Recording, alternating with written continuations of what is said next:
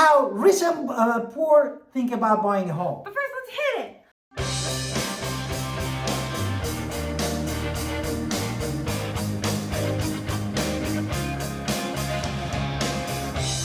Hi, it's Alan Victoria. Welcome to our channel and podcast. And if this is your first time in our podcast and YouTube channel, make sure you subscribe and get notified. Honestly, call text all the time at 252-327-3357. So one of the biggest questions I get all the time when I decided to be a real estate agent is, well, where's the book?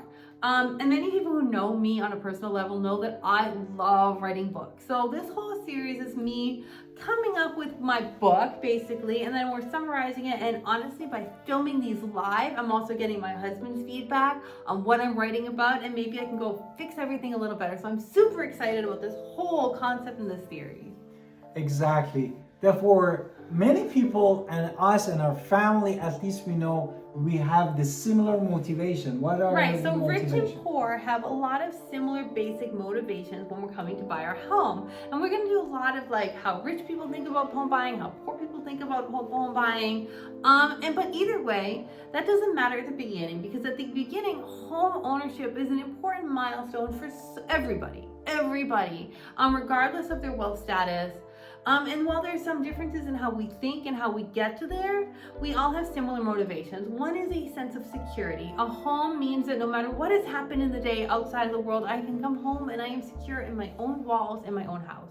And the next one is really the stability, no? Right, so I'm not worried at the end of 12 months they're gonna kick me out and then I have to go find another place to live. I have a stable place to live as long as I want, because it's the home that I love and we own. And also the sense of belonging. Right, and honestly, so many people have so many issues out there, and sometimes we internalize it and we have so much internal drama, and sometimes having people around that we belong to helps us get that out, so we are still happy with our lives, because whatever's going on with our heads, this sense of belonging really kind of helps focus us, helps us stay where we are, helps us be better people, and that's always a good thing. And the home, it does more than just a home in that respect. And one thing that is a nature of the human, and no matter that you are not rich or you are rich, is that we're thinking of not making wrong decision, you know? Right, and yeah, absolutely. You can think I'm picking the wrong house, I'm picking the wrong thing, and also we fear that we work with the wrong realtors, the wrong sellers, the wrong mortgage brokers, anyone that might try to take advantage of us. So you want to always beware for all of these things, and rich and poor are also on the lookout for all these people who think they're too pushy and they don't want to work with you.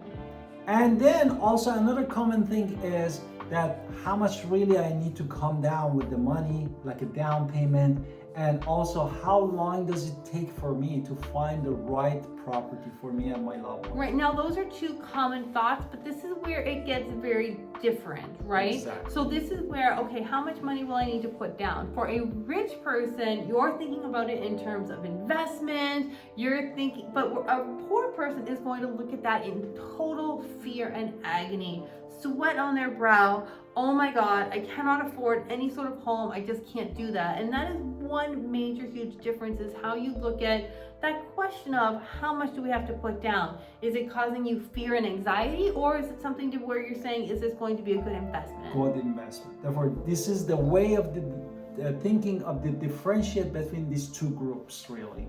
Right, and many more poor people are going to fear that investment, I can't speak today, investment decision that is not good for them. So they're going to be afraid of the money.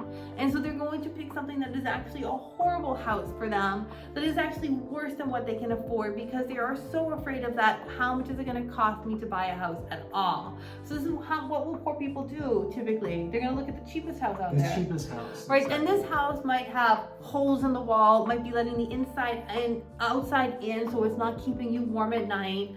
But they're so afraid of that number that they're looking at the cheapest possible thing, not what they can afford, not what's the best investment for them, but it's just how much, the littlest amount, because money is the biggest fear factor. Exactly. Whereas for a rich person, what's going to think about them? It's important that the money, that your choice that they make is a good really investment for them. means they have a return from their investment. Right, so they're looking at it as a financial hit, but they're not looking at it as a long-term financial hit. They're saying, am I going to make more money on this in the future? So the very first thing that separates rich and poor is how we feel about money when it comes to home buying. And this fear is going to make you have different choices that are going to lead you down different paths.